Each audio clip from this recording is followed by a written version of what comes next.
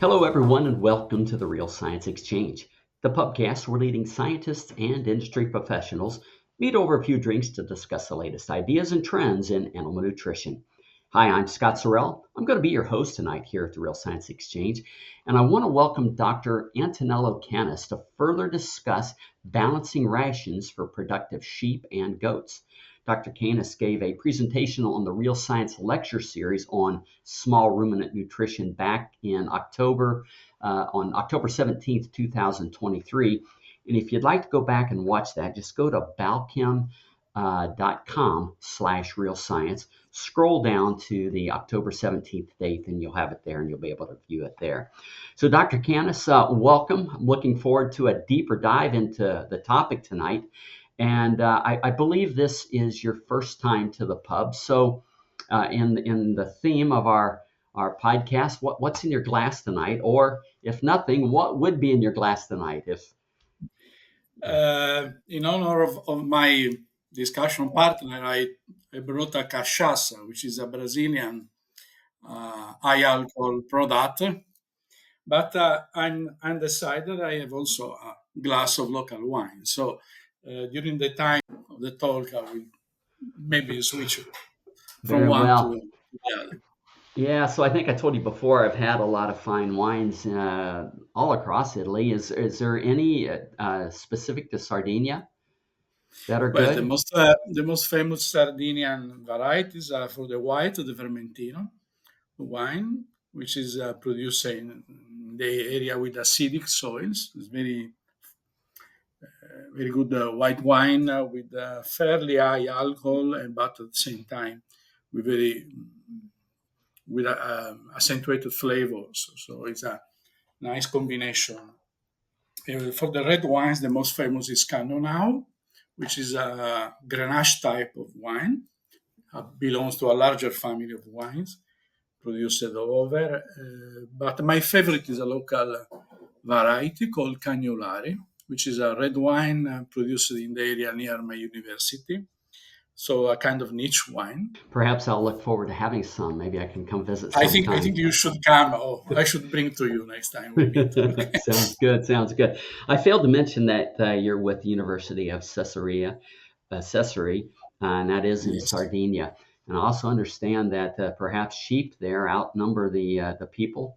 Is Oh that yes. correct? We have one in Sardinia. We have which is the size of Vermont state, more or less, the island. We have 1.6 million people and 3.1 million sheep, dairy sheep, plus around 300,000 dairy goats and an equivalent number of cattle. So we have many more animals, producing animals than humans. Yeah. And Interesting. of course, the lack of the small number of humans allows to have a lot of free land for animal production. Yeah. Great. Well, listen, looking forward to the conversation tonight. I see that you've brought a guest. Would you mind introducing her and explain why you selected Izabelle to be your guest tonight? Yes, Professor Izabelle Teixeira is originally from Brazil. She has been working a lot on small ruminants, even though now she's working more on dairy cattle in United States, the Idaho State University.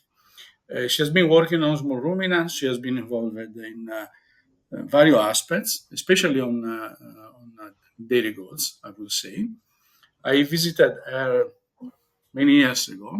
She had an excellent experimental farm, very well managed, with a lot of experiments going on at the same time. She has done a lot of work on the area of requirements with many comparative trials, both on growing animals and on adult producing goats. She also done a lot of work on rumen turnover. Also, she comes from an area in which heat stress is common, so she has a specific, important view of the requirements of the highly producing goats in these specific conditions, which are not so common, for example, in Europe or North America.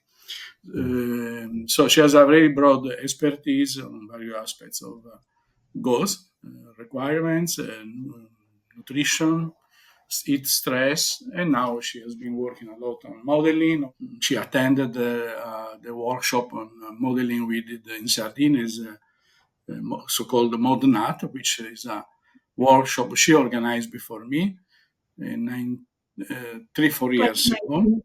Yeah. So she's also well known in the area of nutritional modeling, where she's been working a lot. So I think she has a complementary expertise in the sense for both for climatic reasons, and also because I tended to work a little bit more on sheep than on goats.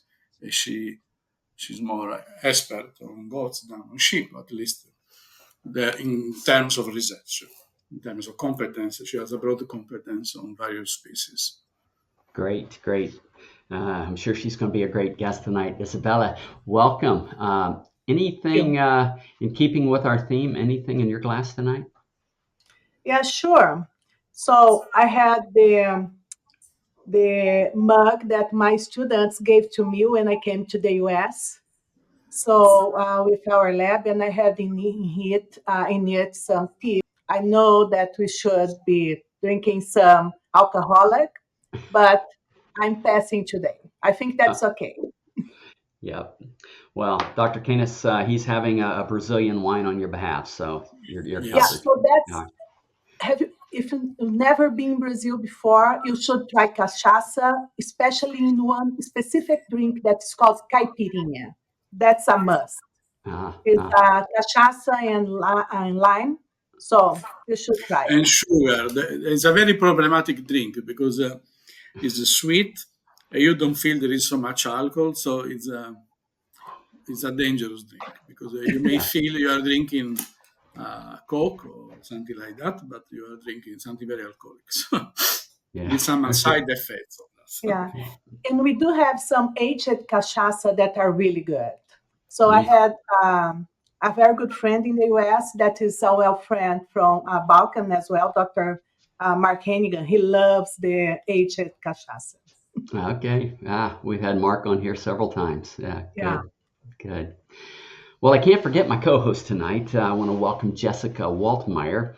She's a faculty manager at Cornell University's College of Agriculture and Life Sciences. Jessica, this is your first time to the pub, and I can't thank you enough for joining us to the Real Science Exchange. Really looking forward to the discussion. Anything special in your glass tonight? In my glass tonight, I'm drinking Cayuga White, which is a wine from our Finger Lakes region in New York State. So not very far from the Ithaca main campus where I normally reside, I feel like. And so I enjoy the white wine that comes from the Finger Lakes, and it comes from Castle Grish, which is a semi-local winery near us. Okay, is that a sweet one? Are they sweet up there? It is mildly sweet, yes. Yeah, good deal. I'm having something called a Sourland Mountain Straight Bourbon Whiskey. My wife took me to a farmer's market this weekend, and one of the local vendors had a booth set up. And of course, I had to taste it, and yes, of course, I brought home a bottle. So anyway, before we get started, let's raise our glass to a great conversation tonight. Cheers. Cheers. Cheers.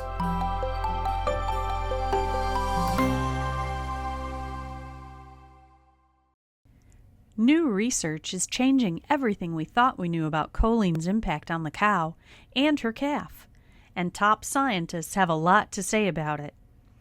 They are presenting new research that supports choline as a required nutrient to optimize milk production, choline as a required nutrient to support a healthy transition, choline as a required nutrient to improve calf health and growth, and choline as a required nutrient to increase colostrum quantity. This new research is solidifying choline's role as a required nutrient for essentially every cow, regardless of health status, milk production level, or body condition score. Learn more about the science that is changing the game and the choline source that is making it happen. Reassure precision-release choline from Balchem. Visit balchem.com/scientistsay to learn more.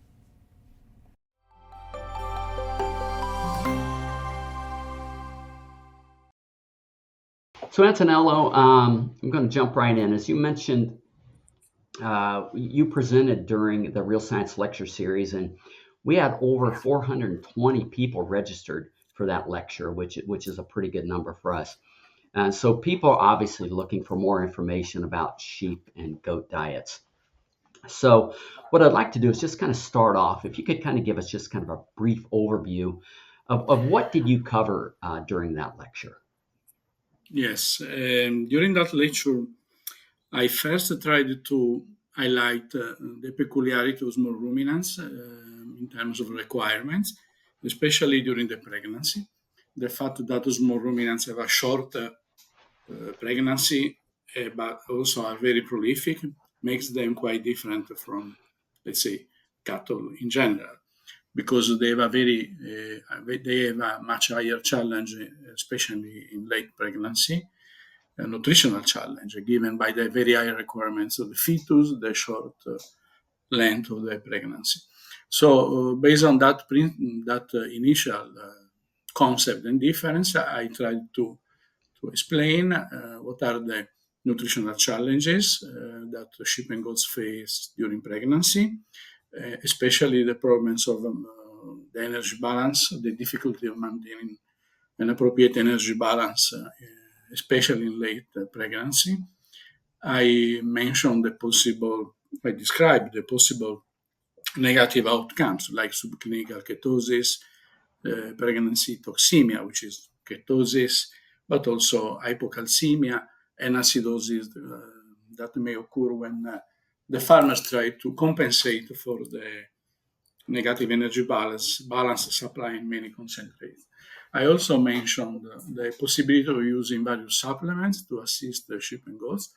Both energetic, I described and discussed the use of energetic supplements such as molasses or propylene glycol or glycerol, but also the utilization of lipotropic compounds, which can be very useful in animals that, especially when the animal have a little bit over-conditioned, so they have high body fat reserves, and often they have also high fat liver with high concentration of fat, over accumulation of fat in the liver.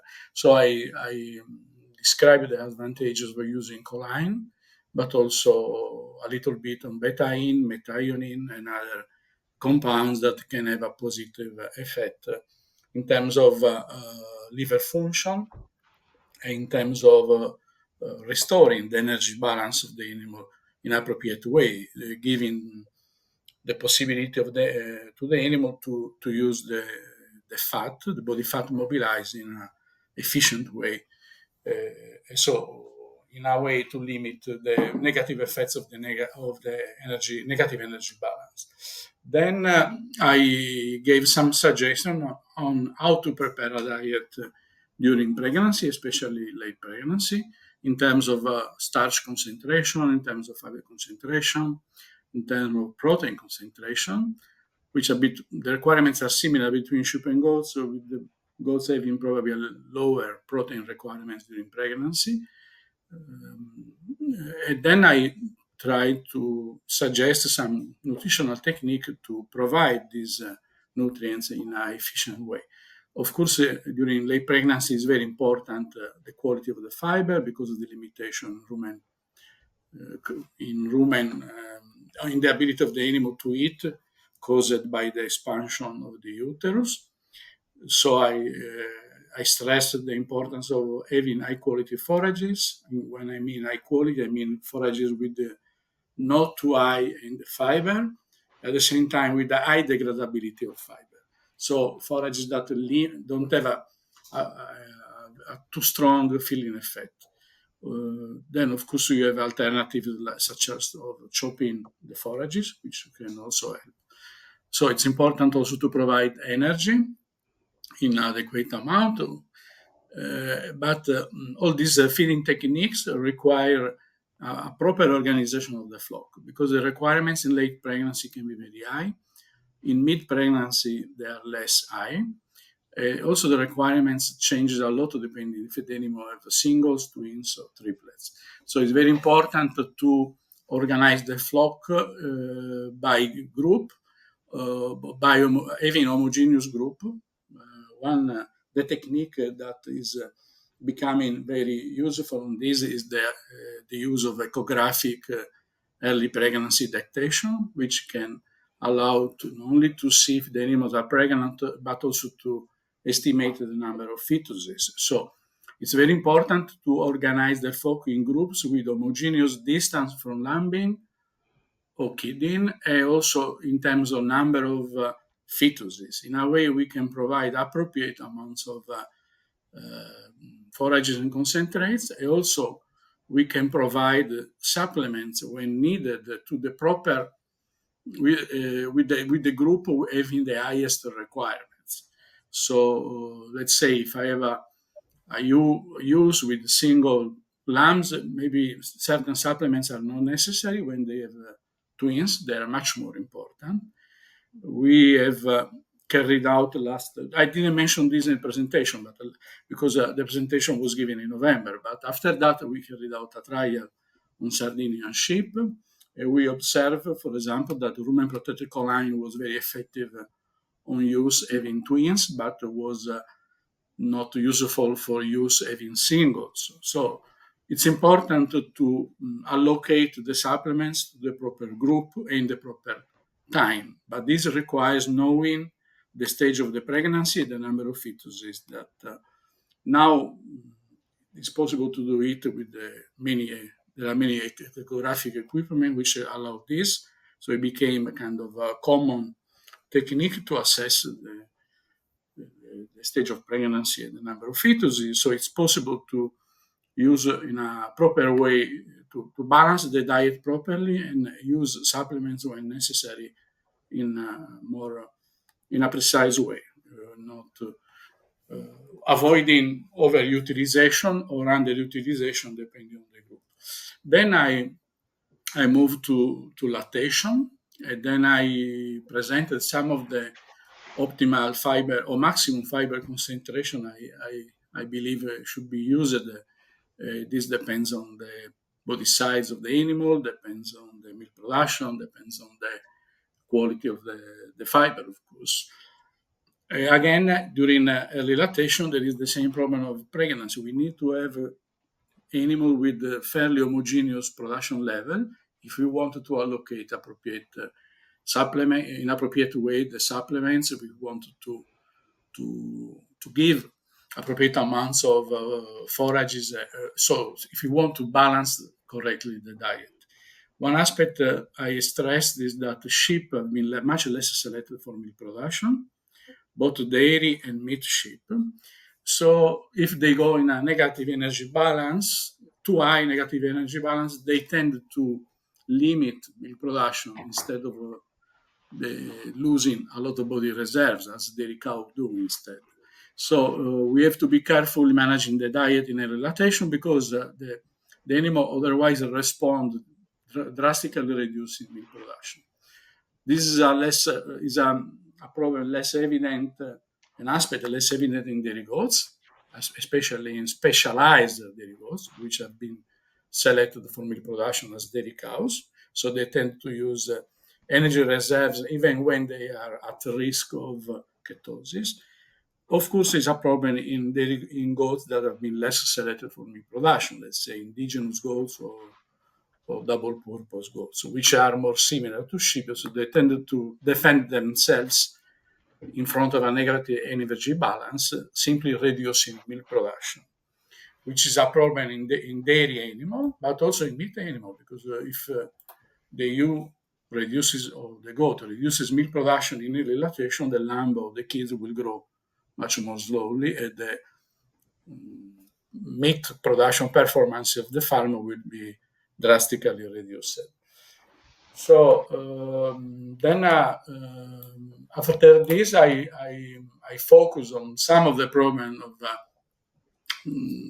on the fact that the negative energy balance and subclinical ketosis can induce immunosuppression, so increase the diseases, especially infective diseases in the animal. This happens both during pregnancy, during lactation. So another side effect of the negative energy balance is this, is quite bad negative effect. And then at the end of this, I gave some indication on how to prepare the diet for lactating goats or lactating sheep in terms of diet particle size, of course, concentration of starch, concentration of protein, and how to assess the protein status of the animal by using milk urea or blood urea as an indicator of the protein status. So overall, my idea was to highlight the importance of appropriate nutrition in sheep and goats. This species has been often underlooked, thinking that they have low milk production. In reality, a goat that is producing 5 kilograms of milk per day, which is not a rare situation, that is actually quite common, has the same requirement per kilogram of body weight of a dairy cow that is producing 60 kilos of milk per day. So we should stress the fact that small ruminants are small because they are small, even more challenging than large ruminants. This was the overall goal of my talk, beside the technical information I try to provide. Yeah, that was one thing I was going to touch on, is that you made it quite evident early on, is that uh, sheep and goats are not cattle. And I'm kind of Exactly. curious, do people tend to try to treat them or feed them like cattle? And I think you kind of Yeah, the indicated, yeah. people tend to feed them like cattle, but like low producing cattle. Yeah. So not only Okay. they think they use the same reference, they consider sheep and goats as cattle, but as a low producing cattle. This is a big mistake because both during pregnancy and during early lactation, sheep and goats, even meat goats, are highly producing animals. So they need to have the same attention we give to high producing dairy cattle or high producing beef cattle. So there are two mistakes, not only one.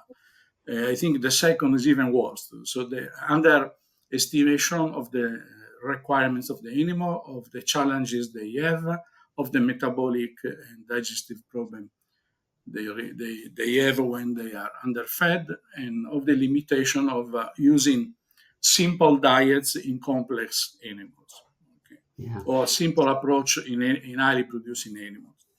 Yeah. So while we're talking about differences between cattle and small ruminants, I'm going to ask Isabella, is there uh, differences between goats and sheep? And can you kind of talk a little bit about those? Yeah, sure. I just want to follow up what Antonello was saying. This misperception perhaps is also created because of the adaptability of those animals. If you get a goat, it's a very adaptable animal. It can handle really well on harsh conditions.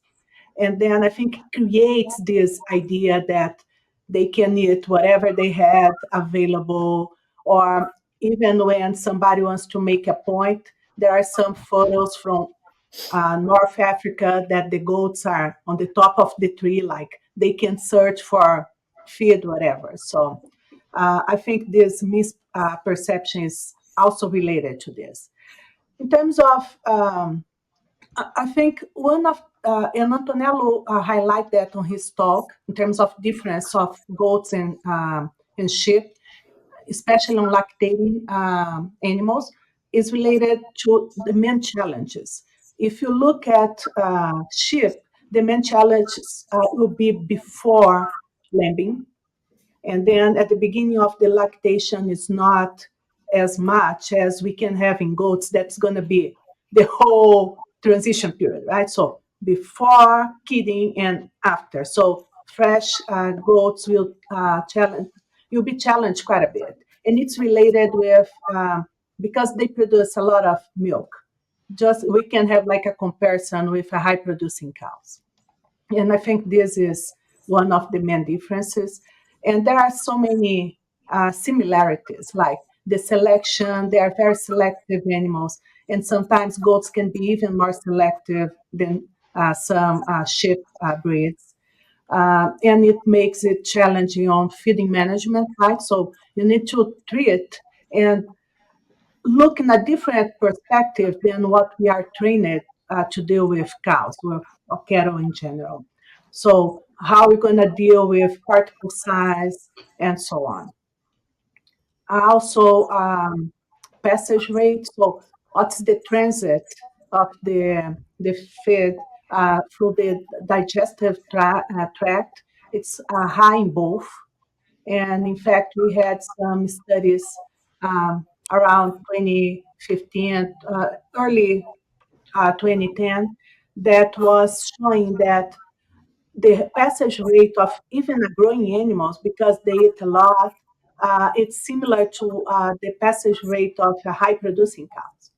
So just to point out Which some. means lower digestibility of fiber when the fiber is of low quality. It is highlights the importance of having high quality forages. Yeah. And also brings another, we need to be attentive what's going on the large intestine, because it's going to escape more from rumen, and then we need to look at the large intestine and some fermentation, possible fermentation in there. With both Antonello and Izabelle, where there is this misconception that goats will eat anything, they can survive on anything. And may that be true with certain production stage points of animals, not particularly in late gestation and early lactation animals, where they're going to be the most prone to those metabolic issues. And they'll eat it, but are they really getting what they need to maintain those fetus viability, as well as the active level of those lambs or kids after birth, and that they'll be able to take off and be very strong in their immune systems and also continue to thrive in their average daily gains. So we'd see lower birth rates, higher mortality, because they weren't getting the true nutrition they needed at that that late gestation and then early lactation stage. So they can handle, right? But they can survive, but we are not getting the best from them, the whole potential.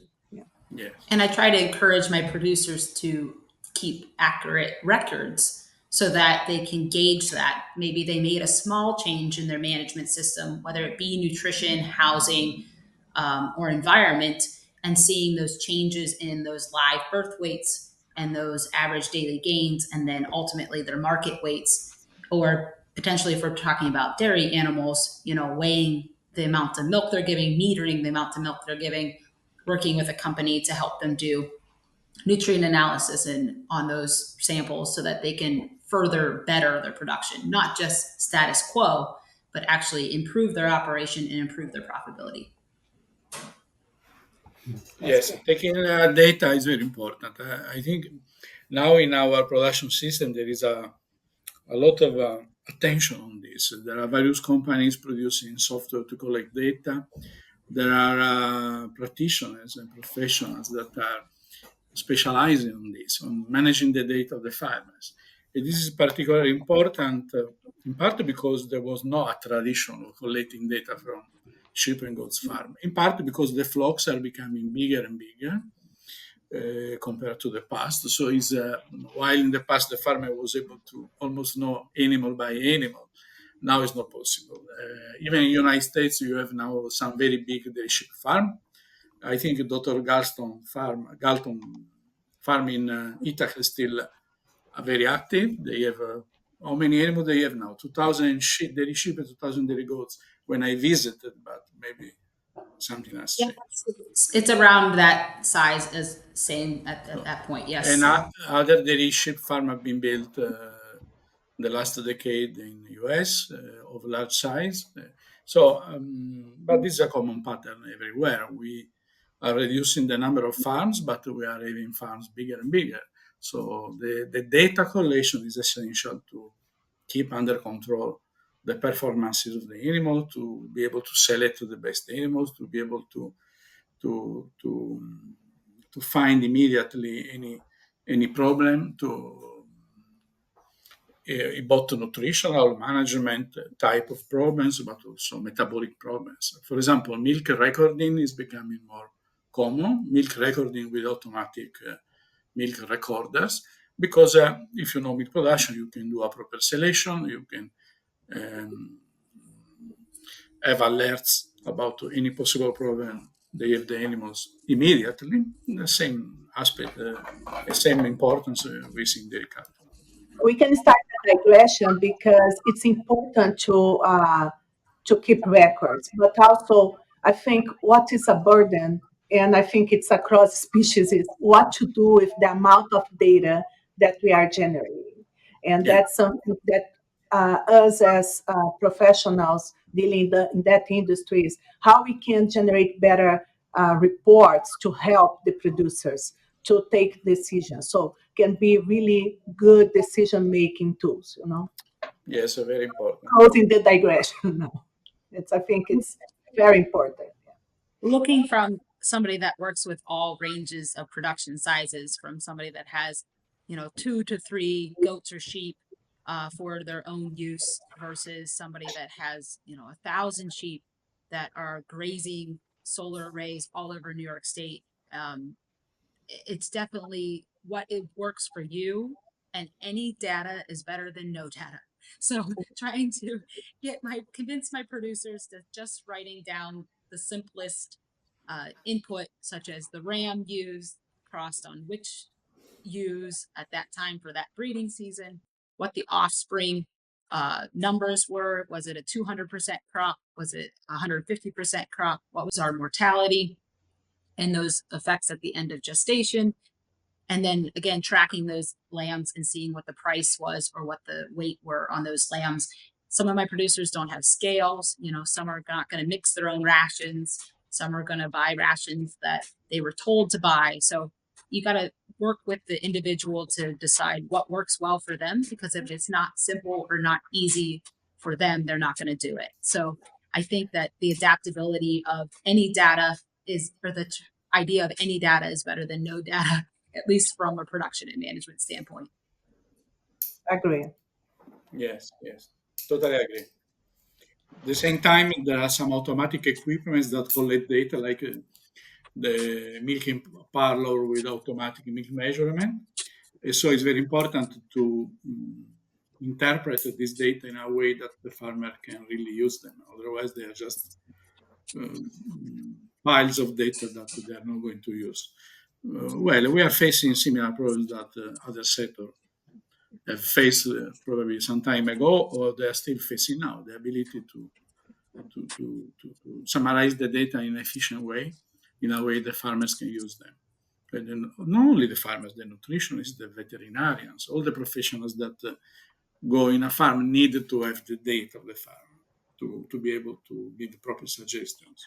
So the rumen-protected choline that you were referring to, in what format do you give those to the sheep and goats? So would that be something that would be offered in the total mixed ration as either in the grain concentrate, pellet, or?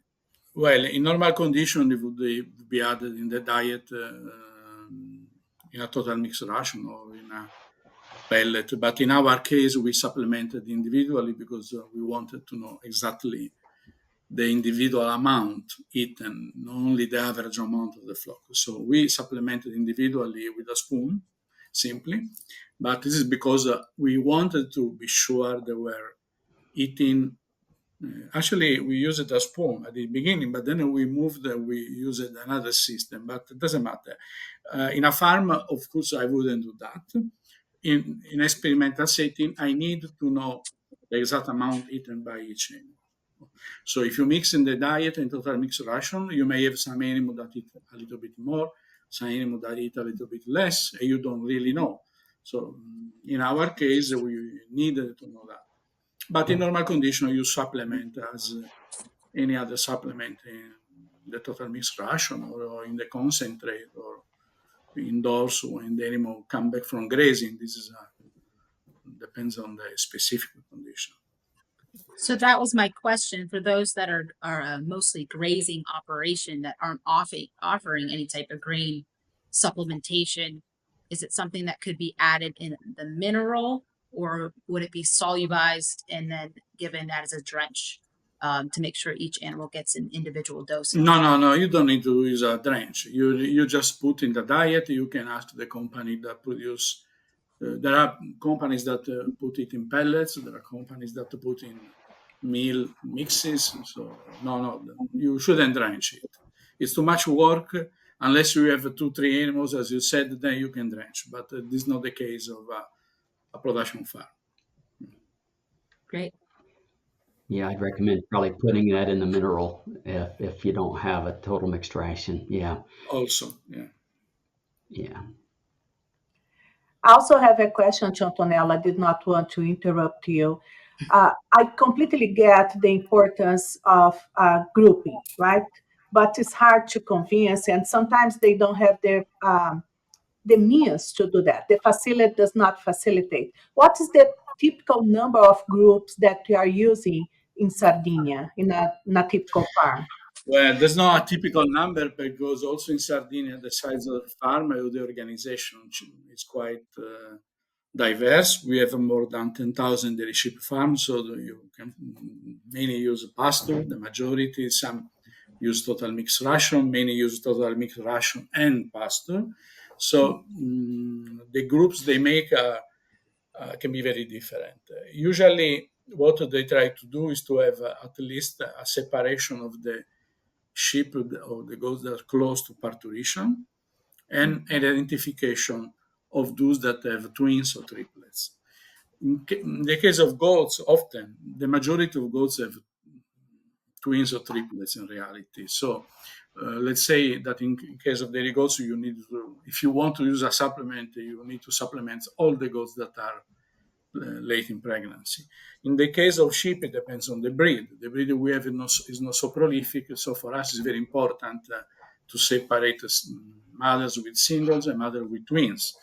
Other breeds are much more prolific, so they are more in the case, more similar to the situation I described for goats. So let's say I'm at minimum 2 groups,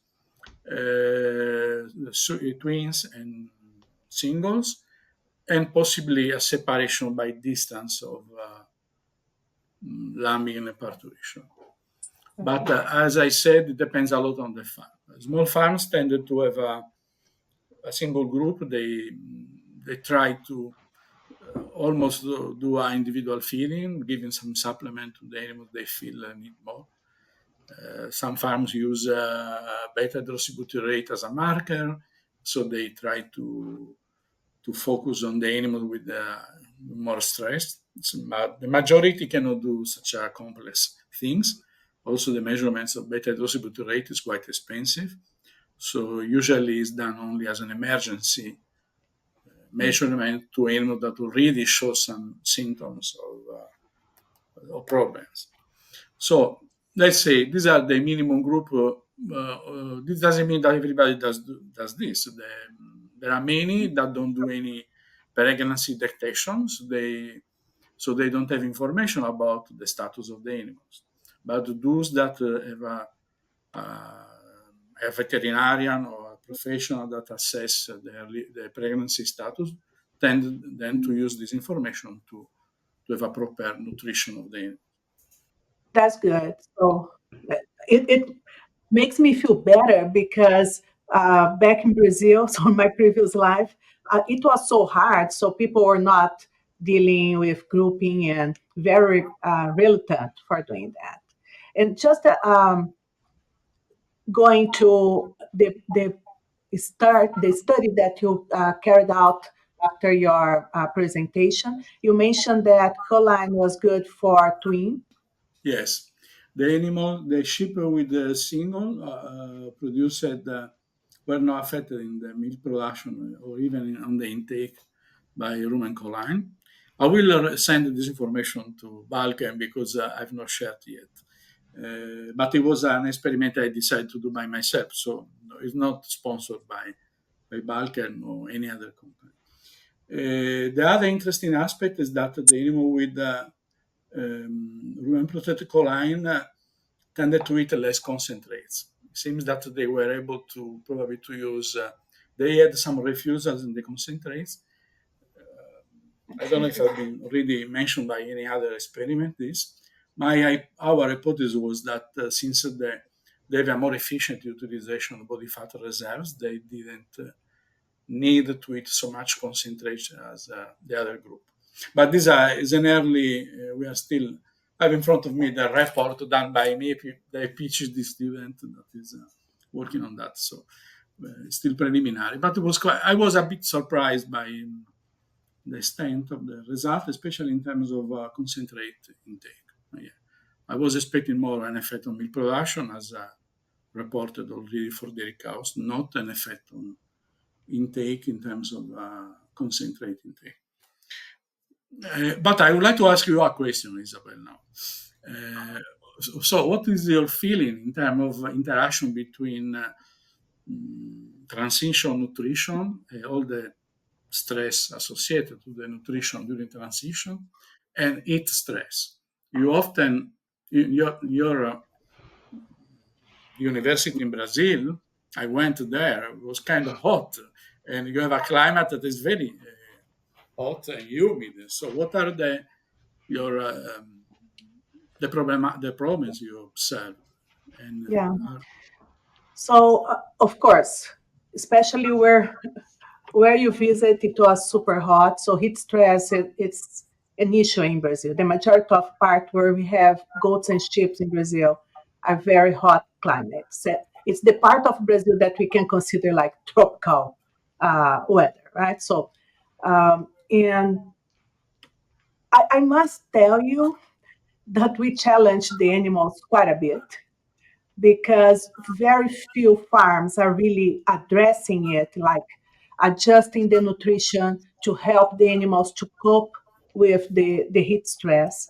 I think it's nowadays, especially more like getting the same flow that what is going on with cows.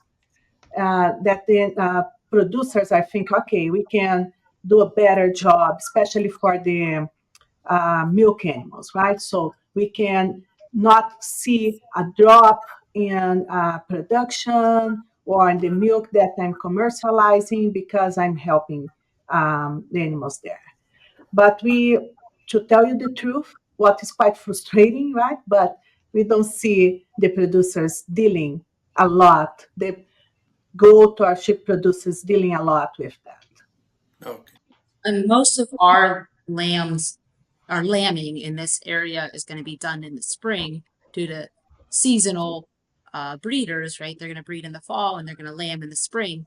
So most of those young lambs are going to be born when it is either cold, if they're pushing to lamb in January or February in this area, or if they're going to be born whenever coccidia is at high, which is in those really temperate moist time of the year, which is our March, April time. And so the stress on the lambs as well for the immediate of the heat and the exposure to a high level of either internal parasites or the some of the other things that we would deal with in that springtime, because everything likes to grow when it's warm and wet.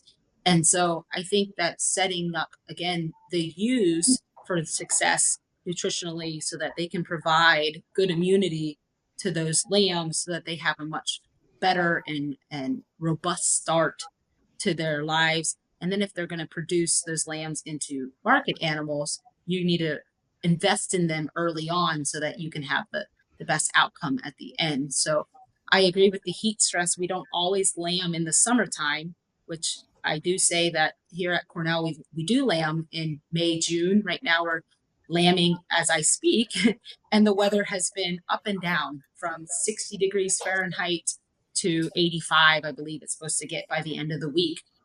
And I'm seeing those ewes be less mobile in that heat. They are not moving for food. They're not moving for water, which is really worrisome because now they're in very late pregnancy and due to lamb any day. And I'm worried that we're going to see some more adverse effects of ketosis due to their immobilization because they're hot, they're pregnant, and they don't want to move. And so being conscientious to having them shorn so that they can adjust to those heat changes if you're dealing with wool sheep, of course, and knowing that your breed is prone to becoming larger in size, greater litter size, and that adaptability. So being really aware of what breed you're going to have and knowing what that outcome could be. So as Antonello said, that we don't always ultrasound, right? Because it's a cost. There's also sometimes a lack of veterinarians that are well addressed in ultrasounding for the number of fetuses. I find that we can find veterinarians that can diagnose pregnancy, but they're not going to count the fetuses. Or maybe there was an unknown breeding date, which makes it more difficult to narrow that window of when you need to ultrasound. But knowing that you're picking a prolific breed, such as the Cornell flock has Finn, and in my 14-year career here at Cornell, we've had upwards to 6 lambs at a time from one ewe.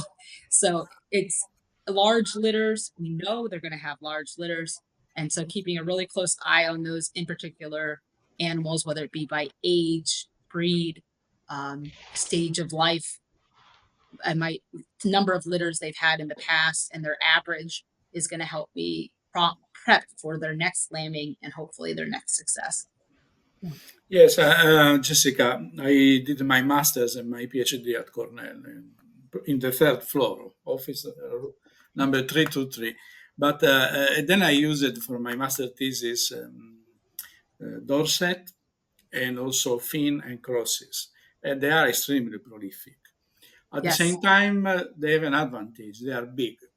They tend to be more able to manage, let's say, to have a high intake of forages. I don't know if you, what is your opinion in terms of frequency of problems during the transition stage? In the flock you have monitored in your state. In general, they have breeds that are big, but also prolific. So it's a combination of two factors. So most of the time when we see a problem with I'll refer to the Finn Dorset crosses because those are still a pretty prevalent cross in our flock here at Cornell, is I tend to see problems in the older animals. So if I know that they are older, I tend to divide, as you said before, divide them off and take better attention to their intake. And as far as their testing of their fetuses on those animals in late gestation, and then also body condition score.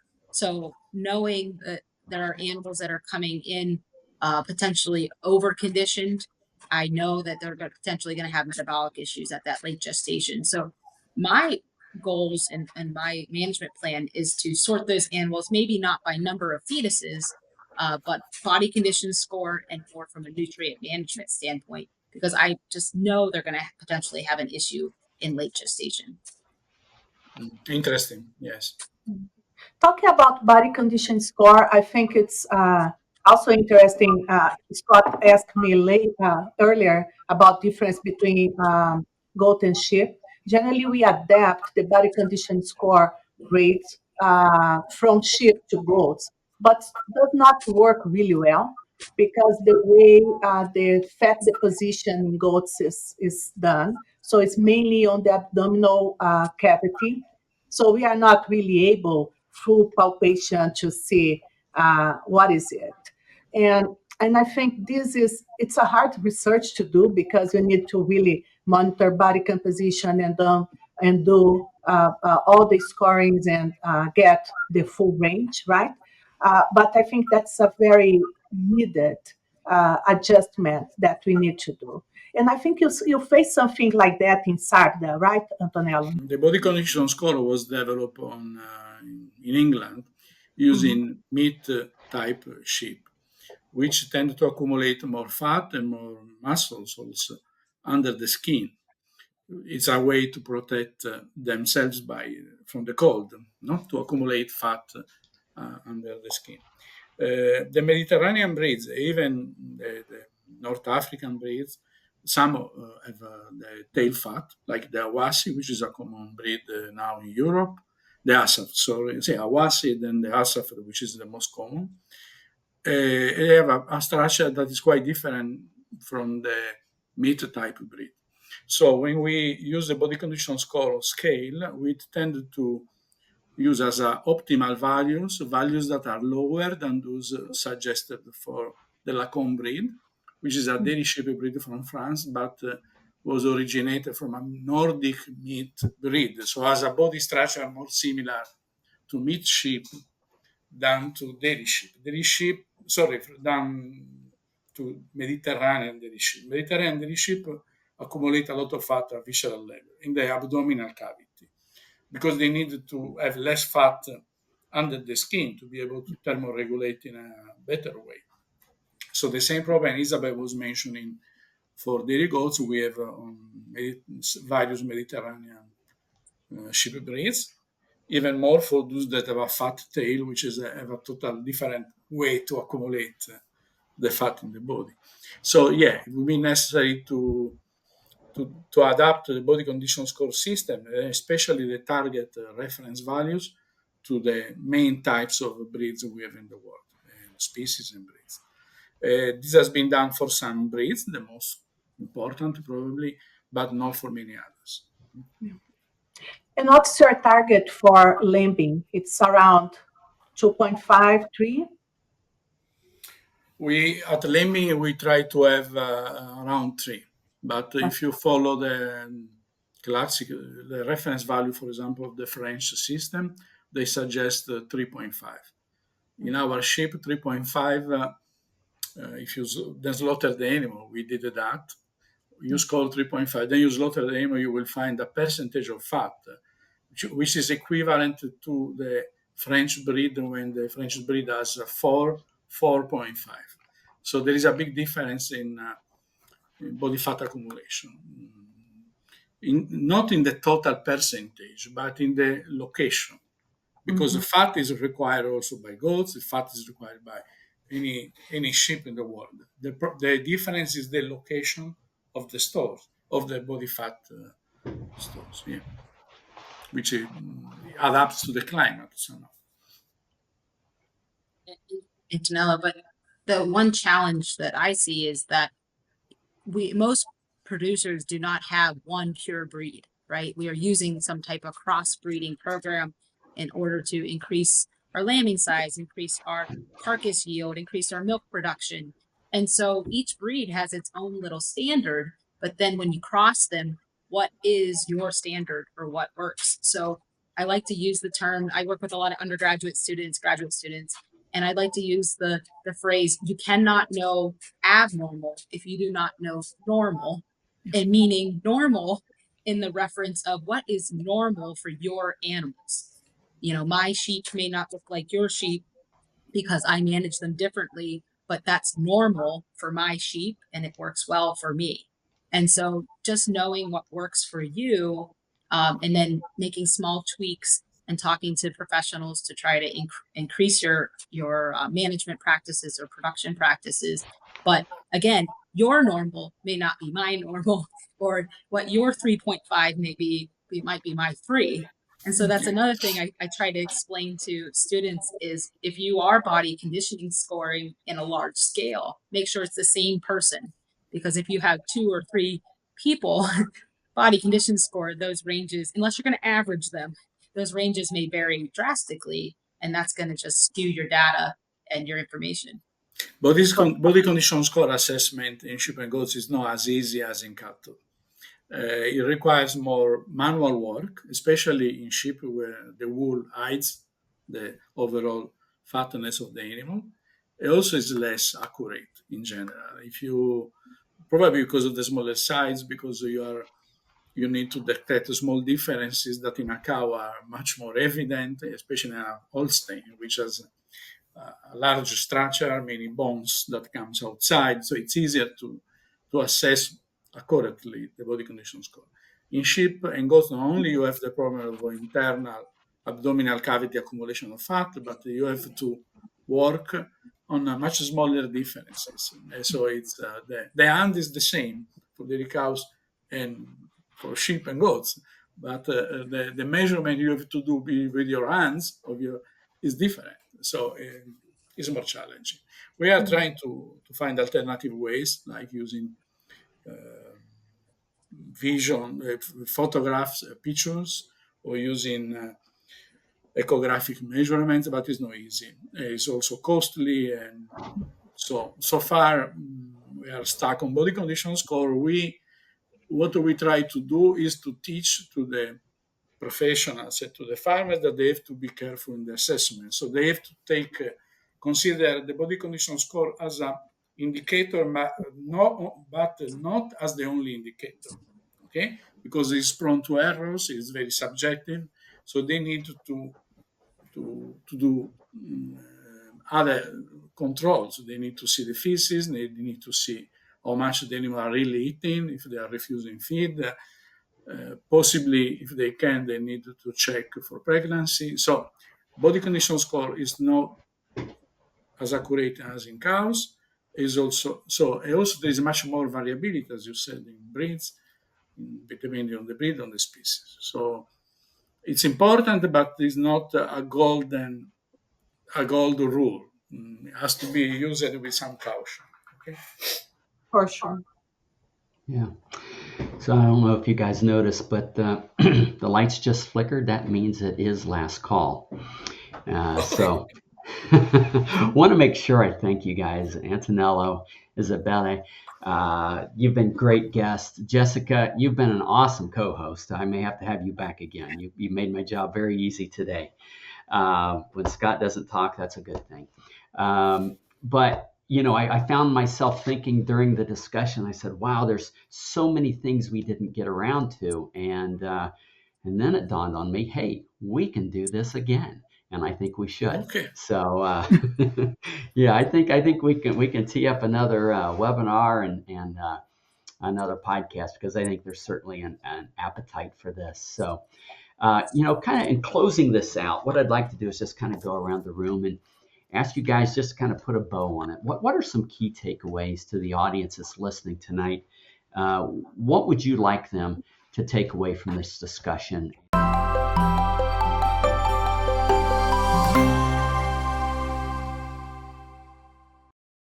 The economics of feeding ReaShure precision release choline.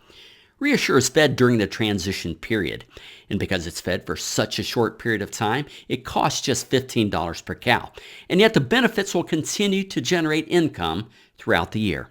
Cows fed ReaShure produce 5 pounds more colostrum, which pays for your ReaShure investment on the very first day of lactation. Cows fed ReaShure also produce 5 pounds more milk per day, every day. That means after the first day, every day is payday. Invest in ReaShure during the transition period and recoup your investment on the very first day of lactation. After that, you got it. Payday.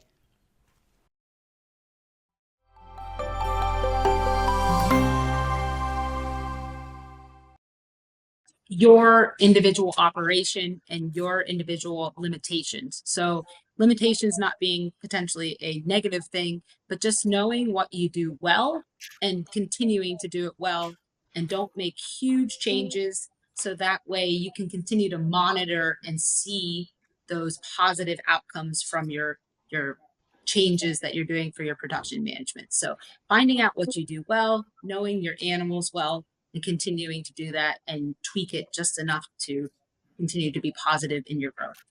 Yeah, great comments. Izabelle? Yeah, so I would sign below Jessica. I agree. I think it's really understanding of this, but also understanding the challenge of each stage, right? So, what are the challenges when you are dealing with pregnant ewes or does? What are the challenges when the animals start producing milk? And also, you need to pay attention to the kids and lambs that are out there, and how, because they are the ones that are going to be producing milk soon. So I think it's really understanding the challenge, especially the nutritional challenge that each faces, and try to address that. We had so many available tools nowadays that can accommodate and address the issues that we can see, and sometimes some small changes or inclusions of something in the diet or the way you manage the animals, the feeding management can make a huge difference, and how we can get what works in there. I think that's a good idea. Be attentive at what is out there that I can use to improve my overall productivity. Thank you, Izabelle. Overall, I would like to say that people should always remember that sheep and goat production is a complex business. It requires the same level of attention, the same level of even of education, possibly, that we tended to have in the dairy cow sector. So, or in the beef sector, in the advanced sector. Don't underlook these species. Try to do your best to use modern feeding techniques, which doesn't mean to have a total mixed ration, but even on airborne pasture, try to implement what we know about the proper pasture management, what we know about the appropriate ways to feed these animals. So they are not, they shouldn't be underlooked. We need to study, we need to work, we need to do research, so we need as a professionals to convince people that they need to focus on these animals as much as other people do for other species. That's my overall. Yep, well said. Well, I want to thank the panel tonight for a great discussion. I want to thank you for your insights. This has been a fun one. I've learned a lot. I hope our audience has learned a lot as well. So I want to thank you very much.